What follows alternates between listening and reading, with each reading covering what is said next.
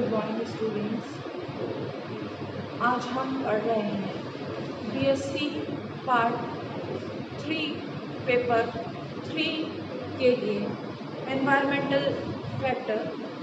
अपनी पिछली क्लास में एनवायरमेंटल फैक्टर में हम पढ़ चुके हैं कि फैक्टर्स दो तरह के होते हैं, बायोटिक फैक्टर और एबायोटिक फैक्टर।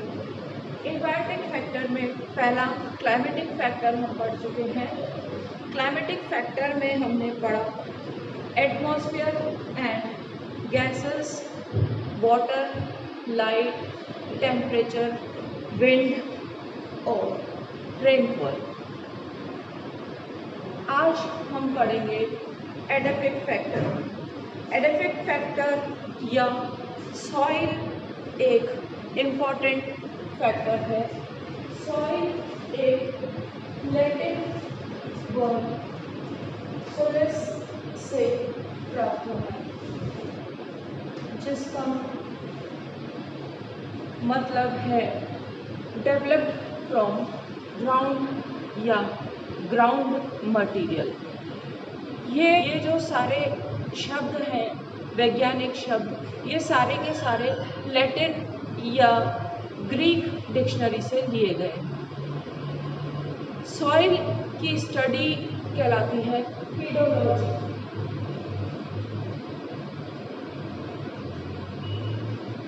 पीडोलॉजी में जैसा कि हमको पता है कि पीडोस का मतलब है अर्थ,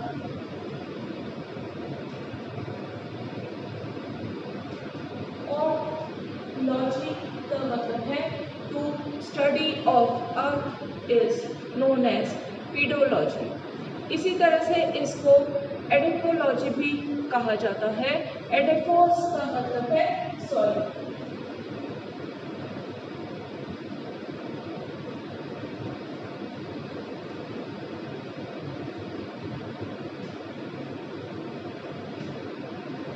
और logy means study of soil.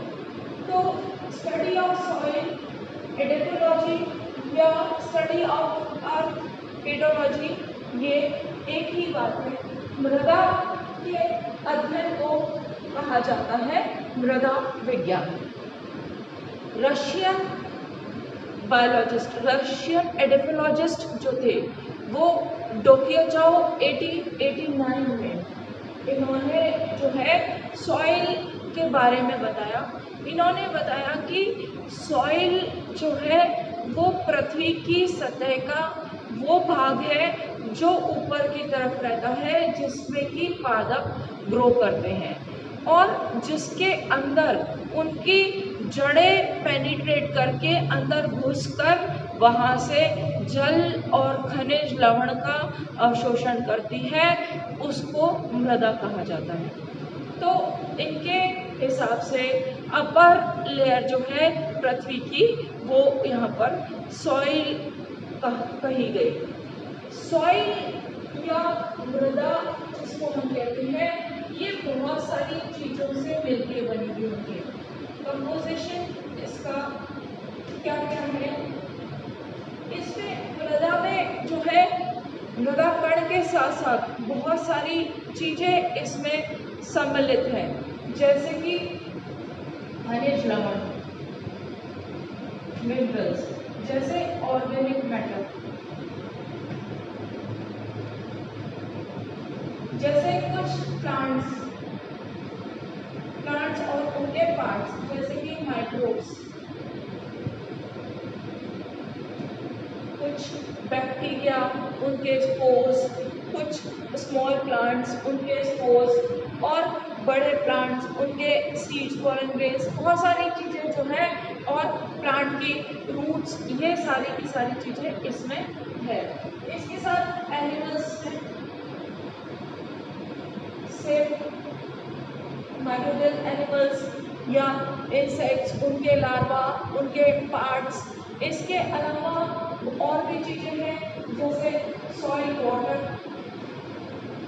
Soil air या सॉइल एटमॉस्फेयर इत्यादि इत्यादि बहुत सारी चीज़ें मिलकर जो है वो सॉइल का निर्माण करते हैं। सॉइल जो है कैसी होती है, किसी भी स्थान की मृदा कैसी है वो बहुत सारे फैक्टर्स पर डिपेंड करती है। तो सॉइल फैक्टर्स या type of soil depends on so many things। First है सॉइल कॉन्स्टिट्यूशन, कि उसके सॉइल में क्या क्या है, हम डिटेल इसको आगे जाके पढ़ेंगे। इसके साथ साथ हम देखते हैं कि soil air, soil water, soil organisms, यानी कि जो जो चीजें इनके मृदा का निर्माण कर रही है वो उसके जो है प्रकार को डिसाइड करेगी या वो उसके सॉइल को डिटरमाइन करेगी। इसके अलावा जो डिफरेंट प्लेसेस है, कि कोई भी जगह है तो डिफरेंट प्लेसेस में सॉइल डिफरेंट, क्योंकि इनके अलावा भी बहुत सारे फैक्टर्स हैं जो उसको डिसाइड करेंगे और उसके आधार पर डिसाइड होगा कि कैसे प्लांट्स होंगे, कैसी वहाँ पर वेजिटेशन होगी और उस वेजिटेशन की किस तरह की प्रॉपर्टीज होंगी, कम होंगी, ज़्यादा होंगी, दूर होंगी, बहुत सारी चीज़ें जो है ये सारी आपस में रिलेटेड होगी। तो कहने का मतलब है कि बहुत सारी चीज़ें मिलके सॉइल डिटरमाइन करती हैं और ये जो सॉइल है ये डिसाइड करती है, ये जो है इससे प्लांट का डिस्ट्रीब्यूशन अफेक्ट होता है, कि ये जो सारे फैक्टर्स हैं ये डिसाइड करते हैं डिस्ट्रीब्यूशन ऑफ प्लांट्स या डिस्ट्रीब्यूशन ऑफ वेजिटेशन, कि उस जगह पर कौन सी प्लांट कम्युनिटीज डोमिनेटिंग होगी, कौन सी रेयर होगी, ये सारी चीजें जो है इस सॉइल से अफेक्ट होती है। सॉइल अलग अलग जगह की अलग अलग होती है और उसी के हिसाब से वहाँ के प्लांट्स भी अलग अलग होते हैं। फॉर एग्जाम्पल अगर हम देखें कि चट्टान है कहीं, तो उस जगह के प्लांट्स जो है वो कहलाएंगे लिथोफाइट्स।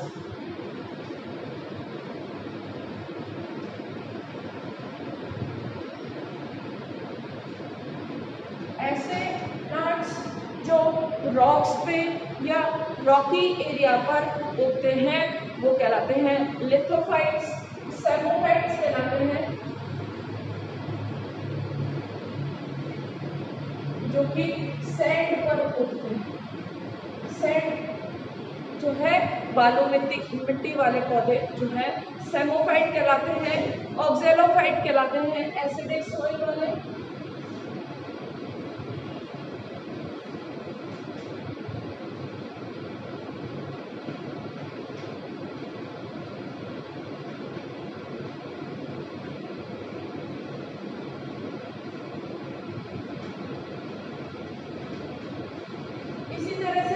एल्केलाइन सॉइल वाले प्लांट्स कहलाते हैं हेलोफाइट्स।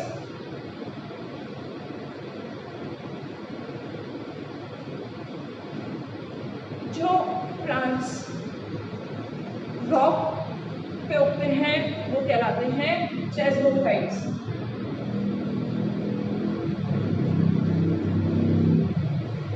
लेकिन रॉक्स में भी ट्रीटाइसिस ऑफ रॉक्स, रॉक वाले लिथोफाइट्स कहलाते हैं, लेकिन इन चट्टान की दरारों में उगने वाले पादप कहलाते हैं चेस्मोफाइट्स। जैसे कि हम देखते हैं कि बरगद जो है वो कहीं पर भी छोटी सी दरार हो जाती है, चाहे वो कहीं कुएं के पत्थरों के बीच में या चट्टानों के बीच में, तो ये जो है दरारों में उगने वाले पादप कहलाते हैं चेस्मोफाइट्स, अल्कालाइन सॉइल वाले हेलोफाइट्स, एसिडिक सॉइल वाले ऑक्सोनोफाइट्स, सैंडी सॉइल वाले सैनोफाइट्स, रॉक पे उगने वाले लिथोफाइट्स। तो ये जो सॉइल टाइप है कि कैसी सॉइल है वो डिटरमाइन करती है कि वहाँ पर उगने वाले पादप कैसे होंगे, और उसी हिसाब से उन पादपों की जो है नेचर, बिहेवियर, स्ट्रक्चर सब उसी तरह से होगी। तो मृदा जो है वो पादपों पर बहुत प्रभाव डालती है, वो डिसाइड करती है कि उस मृदा में उगने वाले पादप कैसे होंगे। अगर हम मृदा की बात करें तो मृदा जो है वो किस तरह से बनती है ये हम पहले स्टडी करेंगे। फॉर्मेशन ऑफ सॉइल जो है ये किस तरह से होता है।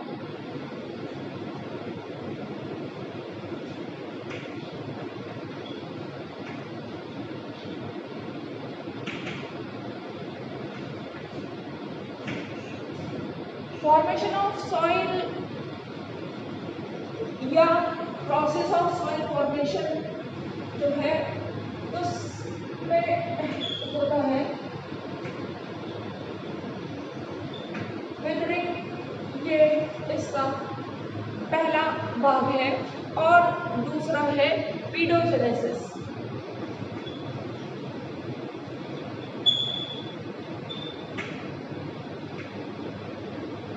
विदरिंग और पीडोजेनेसिस दो प्रोसेस हैं जिसके के द्वारा मृदा का निर्माण होता है। विदरिंग एक लंबा प्रोसीजर है जिसमें बहुत समय लगता है, और इस विदरिंग के द्वारा जो बड़ी चट्टानें हैं, लार्ज रॉक्स हैं, जो इसकी मदर है जहाँ से विदरिंग स्टार्ट होती है, उस लार्ज रॉक से सॉइल का निर्माण होता है। इन बड़ी चट्टानों से पहले स्मॉल रॉक्स बनती है या पीसेस होते होंगे, यहाँ से फिर पार्टिकल्स बनते हैं, इनके टुकड़े होते हैं, और फिर इन स्मॉल पार्टिकल्स से सॉइल का निर्माण होता है। तो ये जो प्रोसेस है, जब चट्टान से मृदा के कण बनते हैं, इसको कहते हैं विदरिंग। बहुत लंबा प्रोसेस है विदरिंग, जो कि अनेकों अनेकों अनेकों सालों में पूरा होता है, और इस प्रोसेस के कारण जो है वो कई हैं। जो फैक्टर्स हैं जिनसे कि ये विदरिंग होती है, उस बेसिस पर हम 3 तरह की विदरिंग पढ़ते हैं। फर्स्ट है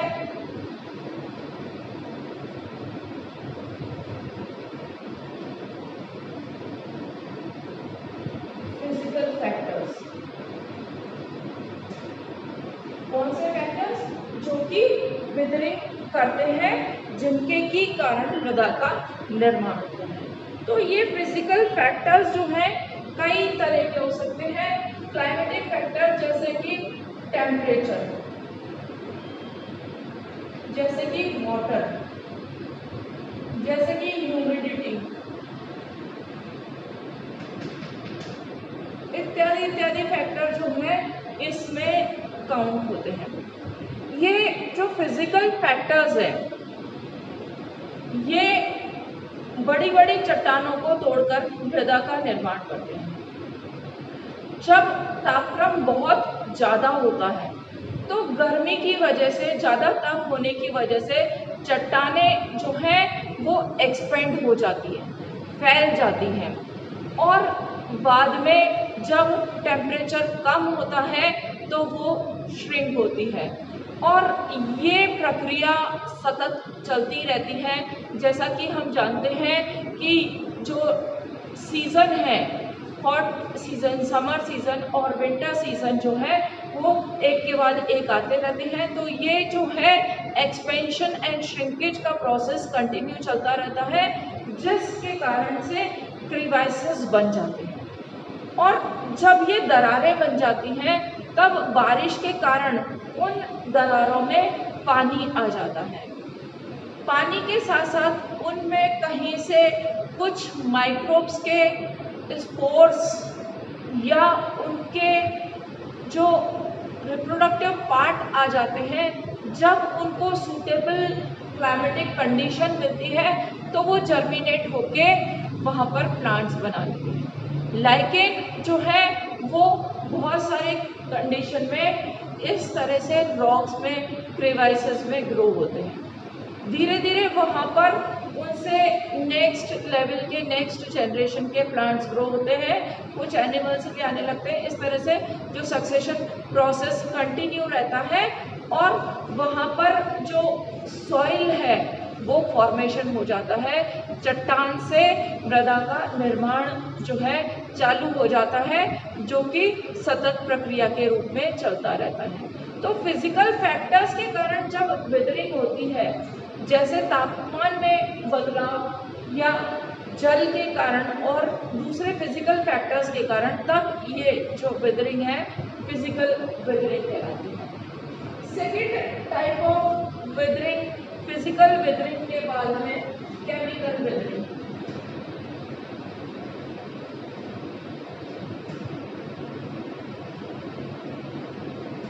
या केमिकल फैक्टर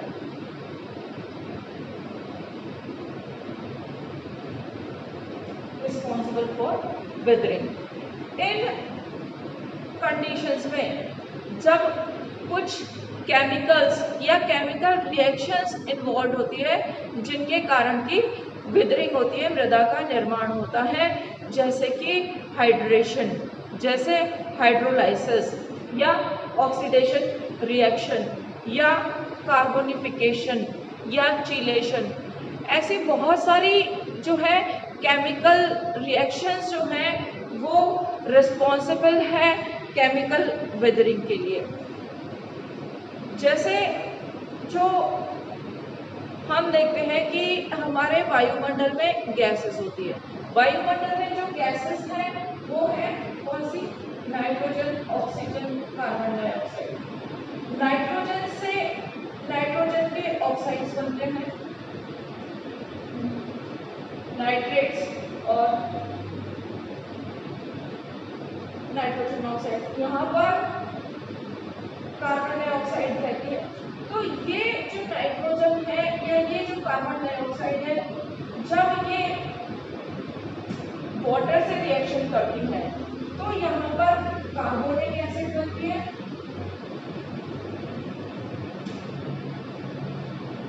कार्बन डाइऑक्साइड जब जल के साथ क्रिया करता है तो कार्बोनिफिकेशन के द्वारा कार्बोनिक एसिड बनता है और यहाँ पर जो है नाइट्रिक एसिड्स बनते हैं। ये जो एसिड्स हैं, ऐसे ही सल्फर डाइऑक्साइड जब पॉल्यूशन ज़्यादा होता है तो वाटर से रिएक्शन करके सल्फ्यूरिक एसिड बनाते हैं। तो ये जो एसिड्स हैं, ये एसिड्स जब रॉक्स पर या पेरेंट मटेरियल पर जब पड़ते हैं तो वो जो एसिड है वो उसको, रॉक को डीके और डिजेनरेट कर देता है। उस एसिड से वो जो है वो विदरिंग स्टार्ट हो जाती है पेरेंट रॉक में, और ये जो है आगे जाके इस प्रोसीजर से केमिकल विदरिंग से सॉइल फॉर्मेशन कंटिन्यू रहता है। ये प्रोसेस जो है कंपैरेटिवली स्लो है बट कंटिन्यूस प्रोसेस है। इस प्रोसेस के अलावा जो नेक्स्ट प्रोसेस है वो है बायोलॉजिकल विदरिंग।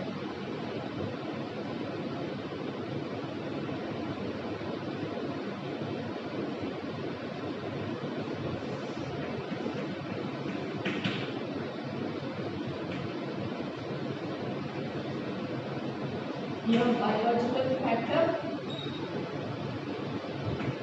जिनके कारण की विदरिंग हो रही है। तो बायोलॉजिकल फैक्टर जैसा कि हमको पता है कि रॉक जो है वहाँ पर जब फिजिकल वेदरिंग चालू हो जाती है, वहाँ पर कुछ माइक्रोब्स होते हैं, कुछ ऑर्गेनिज्म हैं, जैसे कि लाइकेंस, जैसे कुछ बैक्टीरियल स्पोर्स, या कुछ एनिमल्स जैसे अर्थवर्म्स या इंसेक्ट्स या उनके लार्वा, कुछ फंजाई, ये जो है ये एक सीरियल मैनर में एक के बाद एक आते हैं। इनिशियल जब न्यू रॉक होती है तो वहाँ पर कोई भी ऑर्गेनिज्म नहीं होता। हमने पढ़ा फिजिकल वेदरिंग वहाँ पर स्टार्ट होती है, टेम्परेचर फ्लक्चुएशंस के कारण वहाँ पर क्रीवाइसेस फॉर्म होते हैं और उन क्रीवाइसेस में कहीं से आसपास के एरिया से आकर अगर कोई फंगल स्पोर, कोई लाइकेन जो है वहाँ पर किसी भी एजेंसी से इंट्रोड्यूस हो जाता है तो वो वहाँ पर एज अ पायनियर ग्रो करता है।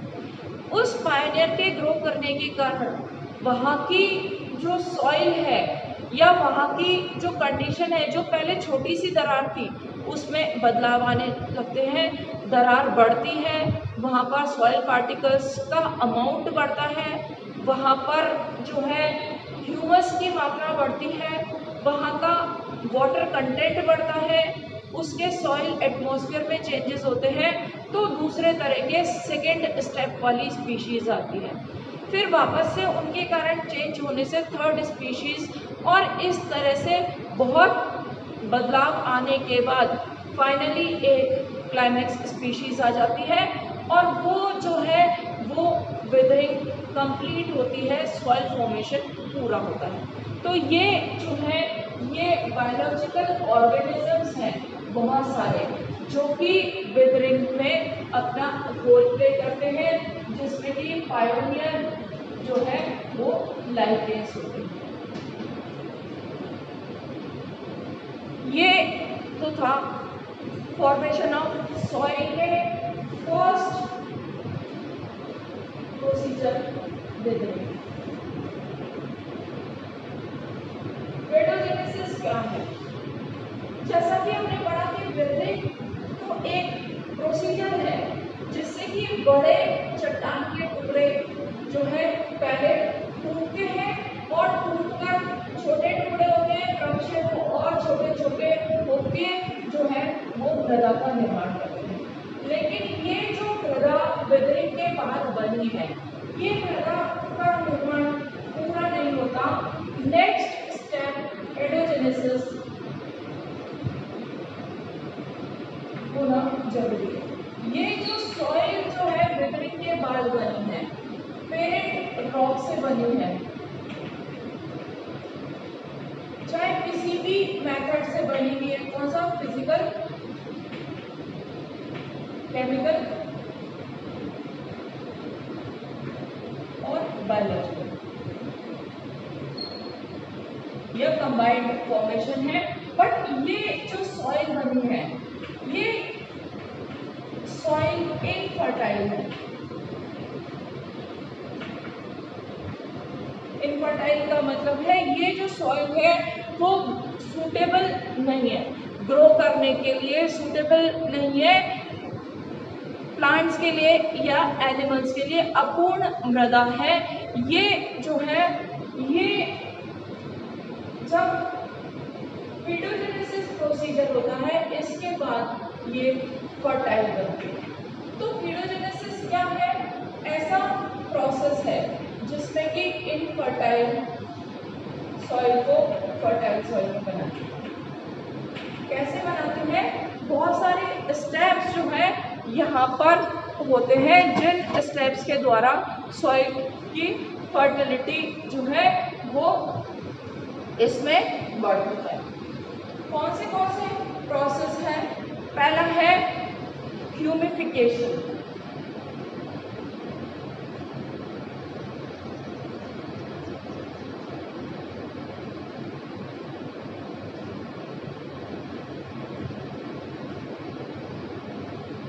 ह्यूमिफिकेशन का मतलब है एडिशन ऑफ ह्यूमस।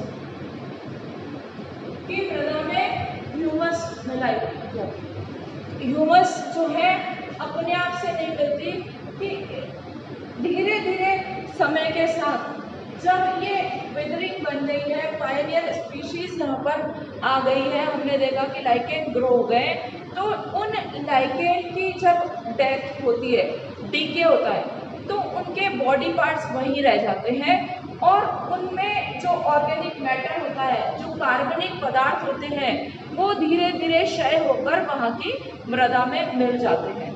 उससे जो है वहाँ पर ह्यूमस की मात्रा बढ़ जाती है। फिर नेक्स्ट जनरेशन आती है, उनके डीके से ह्यूमस ऐड होता है। तो ये जो प्रोसीजर है ह्यूमिफिकेशन कहलाता है, जिसके की द्वारा मृदा में ह्यूमस की मात्रा या कार्बनिक पदार्थों की मात्रा जो है वो बढ़ जाती है, इंक्रीज होती है।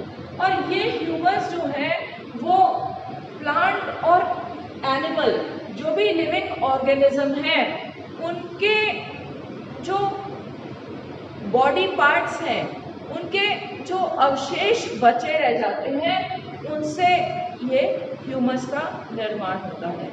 इसके अलावा है मिनरलाइजेशन।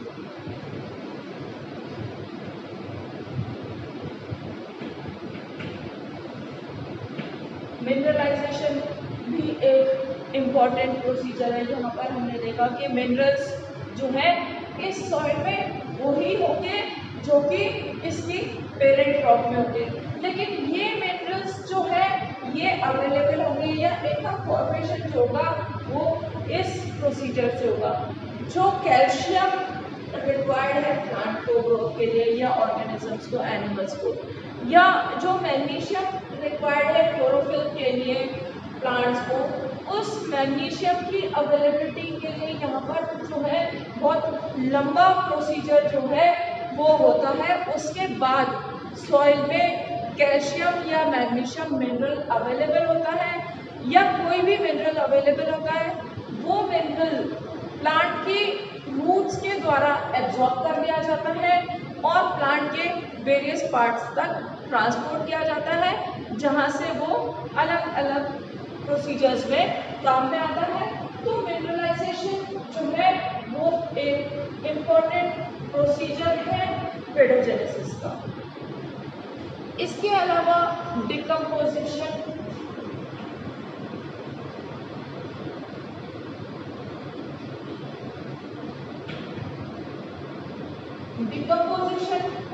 भी बहुत इम्पोर्टेंट मेथड है सॉइल फॉर्मेशन का।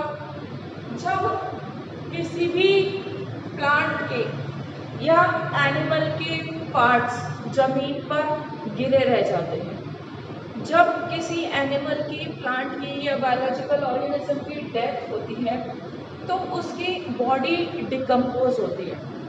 ये जो प्रोसीजर है ये बहुत लंबा प्रोसीजर है और आफ्टर डेथ जो बॉडी ऑर्गेनिक मैटर से बनी हुई है, ऑर्गेनिक केमिकल कॉम्प्लेक्स सब्सटेंसेस की बनी हुई बॉडी है, वो कुछ ऑर्गेनिजम्स के रिएक्शन से सिंपल इनऑर्गेनिक कंपाउंड्स में कन्वर्ट कर दी जाती है। जैसे कि हम जानते हैं कि डिकम्पोजिशन का काम जो है बैक्टीरिया का होता है, फंजाई का होता है, कुछ और ऑर्गेनिजम्स भी डिकम्पोजिशन का काम करते हैं।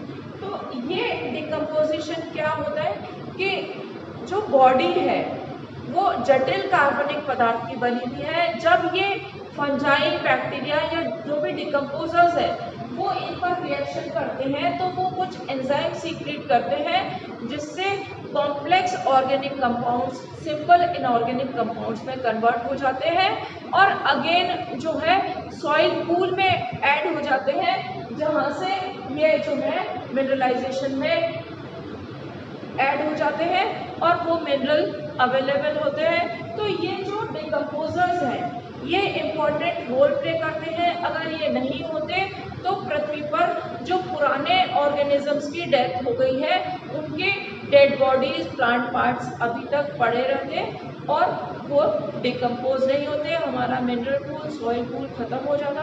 तो ये जो प्रोसीजर है ये डिफरेंट प्रोसीजर मिलके इस विदर्ड सॉइल को, इस इनफर्टाइल सॉइल को फर्टाइल सॉइल बनाने का काम करते हैं।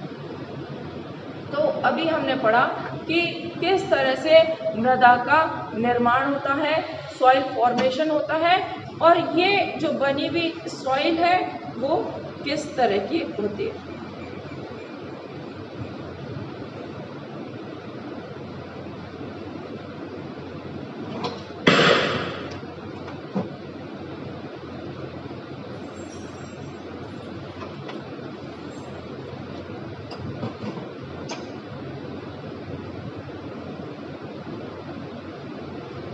ये जो सॉइल बनी है जब ये मैच्योर होती है और मैच्योर होकर जब हमें प्राप्त होती है, इस प्रोसीजर से विदरिंग से पेडोजेनेसिस और पेडोजेनेसिस से जो सॉइल बनी है ये सॉइल कहलाती है सेडिमेंट्री सॉइल।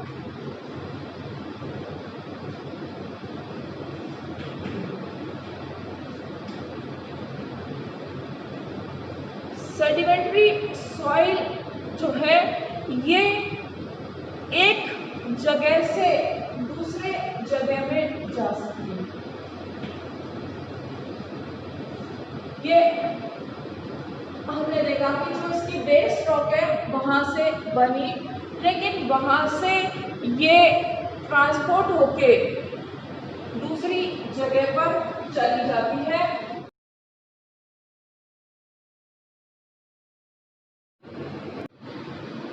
फैक्टर्स या एजेंसीज जो ट्रांसपोर्ट करती है सॉइल को, उनमें बहुत सारी एजेंसीज हैं, जैसे ग्लेशियर्स, झरने, जिसके भी द्वारा पहाड़ों की मिट्टी नीचे हिल बेस तक ले जाई जाती है। रिवर, नदी के साथ, नदी के पानी के साथ मिट्टी भी बहकर आती है, जैसे ग्रेविटेशनल फोर्स,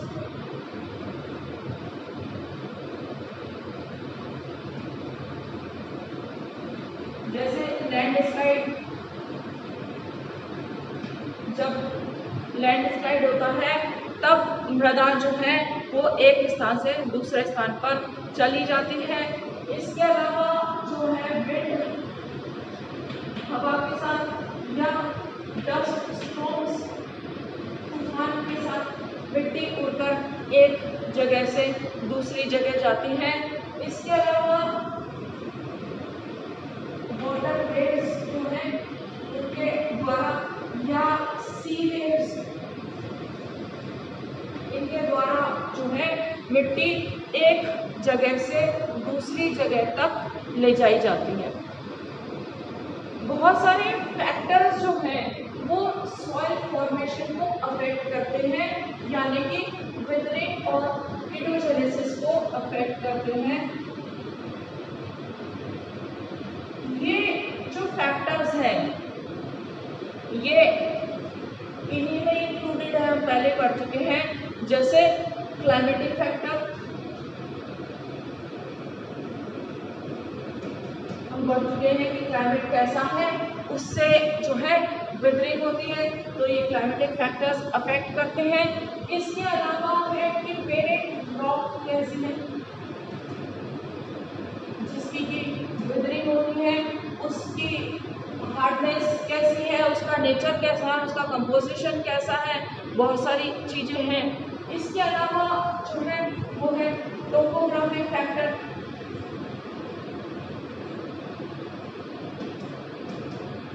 टोपोग्राफिक फैक्टर्स हम अभी पढ़ेंगे। टोपोग्राफिक फैक्टर्स में आता है कि वहाँ की सतह कैसी है, वो जो है वो प्लेन है, हिली है या हाइट पर है, ये जो है इसमें टोपोग्राफिक फैक्टर में इंक्लूड आते हैं। प्लस वहाँ का ऑर्गेनिक मैटर कंटेंट क्या है,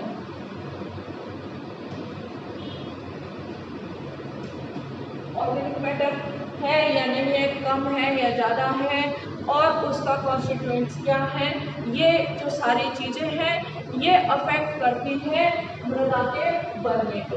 तो ये अभी हमने पढ़ा कि मृदा जो है वो एक प्रमुख घटक है जो धरती की सतह पर पाया जाता है। इसका बनना विदरिंग और पीडोजेनेसिस के 2 प्रोसीजर के द्वारा होता है। और कैसी मिट्टी बनेगी, किस प्रकार से बनेगी, ये जो है ये तरीका हमने देखा कि किस तरह से नई मिट्टी जो है वो चट्टानों से बनती है और क्या क्या चीज़ें डिसाइड करती है कि कैसी मिट्टी बनेगी, और जो मिट्टी बनती है उसका प्रभाव उस स्थान के प्राणियों पर और वनस्पतियों पर कैसा होता है, किस तरह से वो डिसाइड करता है कि वहाँ के वनस्पति और प्राणी कैसे होंगे। Thank you.